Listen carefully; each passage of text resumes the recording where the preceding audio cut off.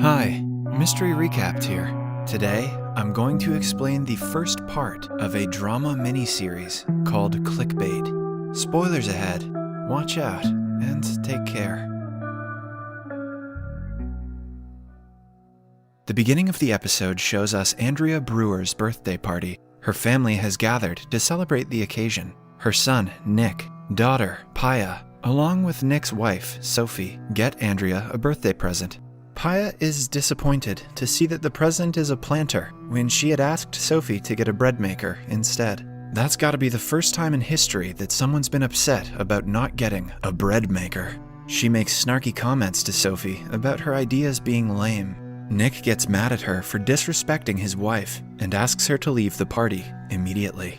Nick and Sophie's sons, Ethan and Kai, look at the adults fighting in horror. Paya embarrassingly leaves and goes to a club. She drinks a lot and dances wildly to forget what happened earlier. Sometime later, she is in the club's bathroom, texting a man named Woody, who she matched with on a dating app. She texts him to meet her, but accidentally drops her phone in the toilet when she gets up to flush. In the following scene, she is in her apartment, putting her phone in rice so it will soak all the water and repair itself. The next day, she drives to the hospital where she works as a nurse. She is assisting a patient as he shows her interesting videos online to keep himself distracted. In one of the videos, Paya's brother Nick is holding up a card that says, "I abuse women." He then holds up a different card that says, "At 5 million views, I die." He appears to be beaten and scared, as if someone is making him hold the signs. Paya is shocked and doesn't know what's going on. She rushes to the hospital's phone to call Nick, but the call goes straight to voicemail. She then calls Nick's wife Sophie, but she doesn't pick up either. Paya freaks out and rushes to Nick's work. She then asks his coworker Matt about him. Matt claims that he hasn't seen him since the morning. Paya shows him the video, which worries Matt, so he asks his other coworker Dawn if she has seen Nick. The two find out that he missed his 8 o'clock meeting and hasn't been to work yet. Paya is now more worried than ever, so she rushes to the school where Sophie teaches. She barges inside, even when the guards warn her not to. Sophie gets rid of the guard and watches the video herself. She is as shocked as Paya to watch it. According to her, Nick left for work as usual in the morning, so the video makes no sense. The two then go to the police to file a missing report. On their way, the views in Nick's video reach 9,000 and proceed to increase rapidly. The case is handled by a police detective named Roshan Armiri. The detective asks them several questions about Nick and focuses on the part about him assaulting women. Sophie calmly answers all his questions, but Paya gets annoyed. She and Roshan seem to know each other, but do not act on the fact. Sophie gets a call from her older son Ethan and goes back home to her children. The boys are distressed to see the video of their father. Ethan is on his tablet trying to access the Find My Fam app, which might show where Nick is. However, the app cannot find his location because his phone is turned off. The video has reached 300,000 views in just a few hours, and everyone in the comments is calling Nick a monster. Sophie tells the kids to not watch the video anymore, and to not go to school for the time being. Paya returns to her apartment to see that her phone is finally working. She finds a voicemail from Nick, in which he apologizes for their fight the previous day, and says there are things he needs to talk about with her. Paya plays the voicemail on repeat while driving to her mother Andrea's house. She asks Andrea if she hasn't talked to Nick that day, but Andrea says she hasn't.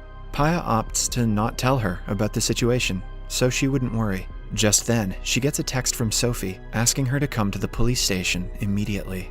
There, the two find out that another video of Nick has been uploaded to the website. In this one, he holds a card that says, "I killed a woman."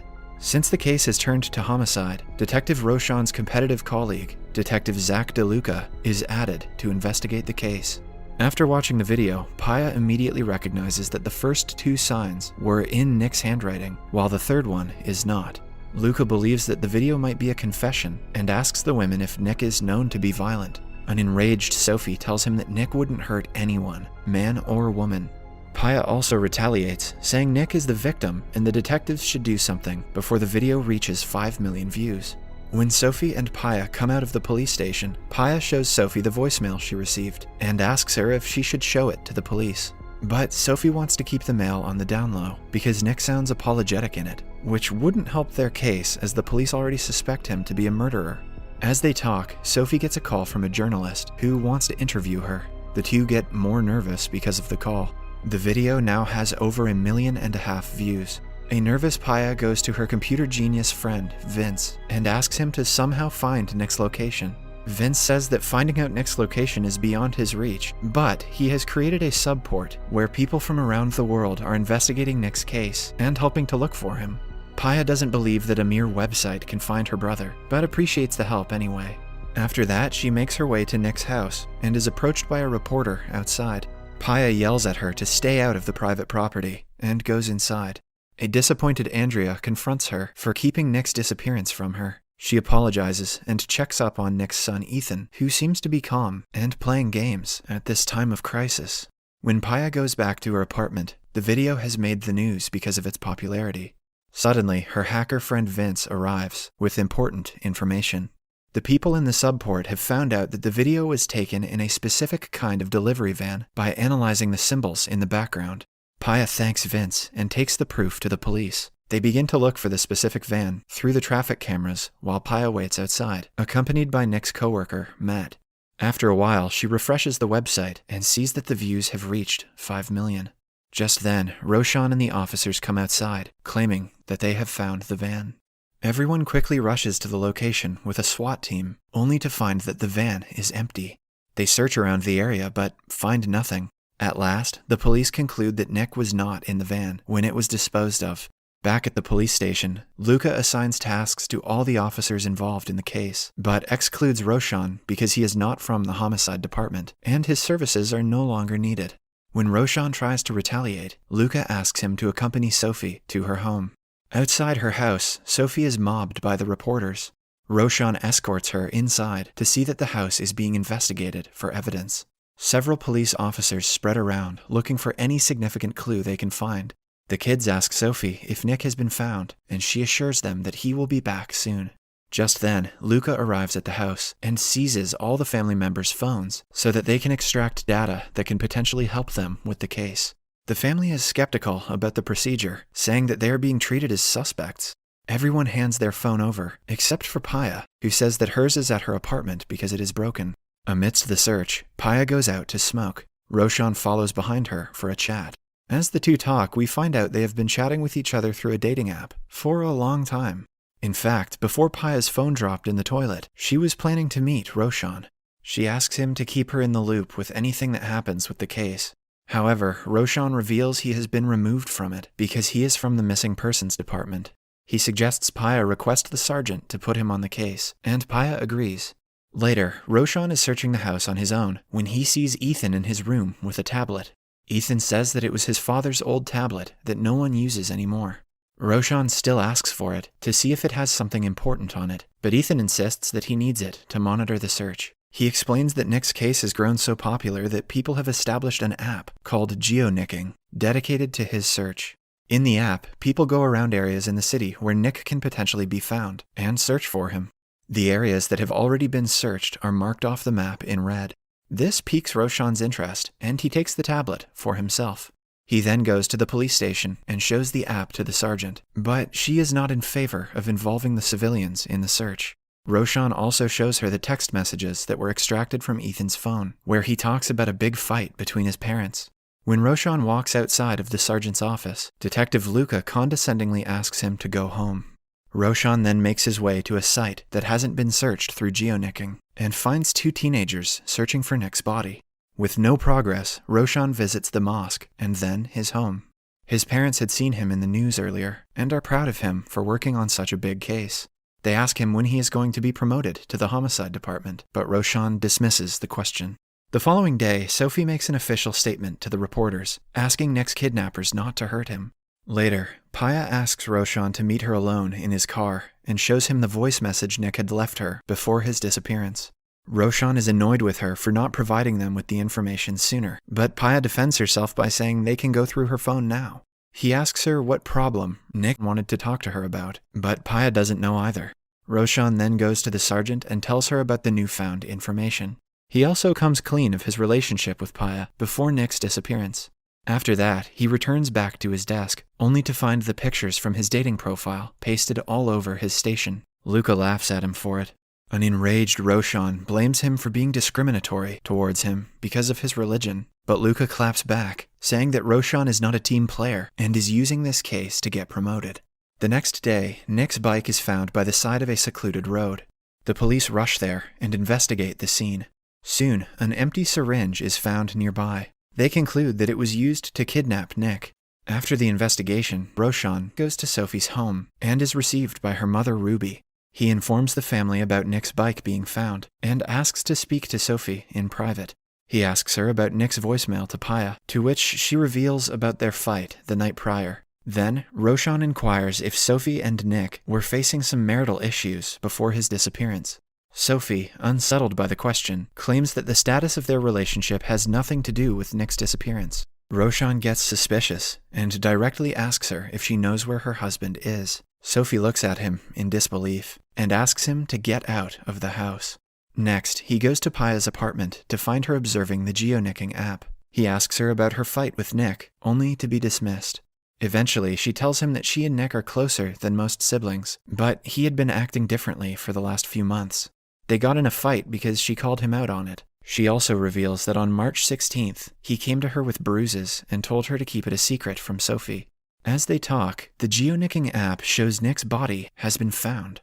Roshan and Paya quickly rush to the location, where a crowd of people surround Nick's body.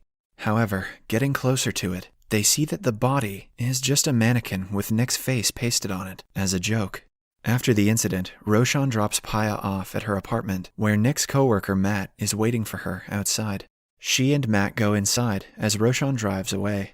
At night, the detective uses the Find My Fam app to look where Nick was on the 16th of March. He finds out he was at a bar and visits the owner the following day.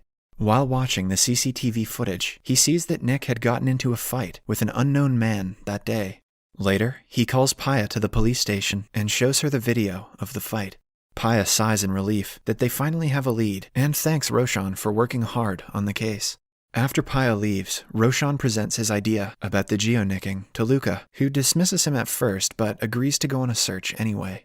They reach the woods by an abandoned road, where Roshan finally finds Nick's decaying dead body in a nearby river. In the following scene, we see Roshan walk up to Paya in her apartment and inform her of the dead body being found. Even though Paya had anticipated this, she breaks down crying on the floor, mourning her brother's death.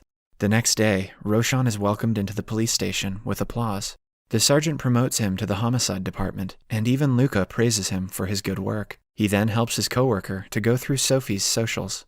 While working, Roshan notices a picture of Sophie with a man who looks like the guy Nick got into a fight with at the bar. A surprised Roshan rechecks and confirms that it is the same man. In the following scene, we see Sophie at the police station. Roshan officially informs her of her husband's death. She freezes on hearing the news and asks the detective how he died.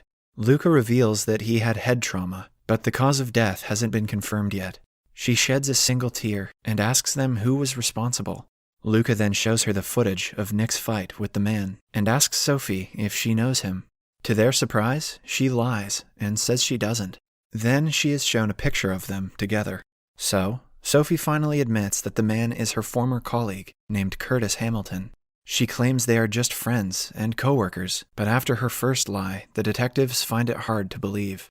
Later, she returns home and sits all of her family down. She finally reveals to the kids that their father is not returning home. All of them burst into tears, grieving Nick's death. Then, we see Paya at the police station, demanding Roshan to let her see her brother's body. However, she is not allowed to see him until the postmortem. Back in the house, Sophie tells her mother that she was asked about Curtis by the police.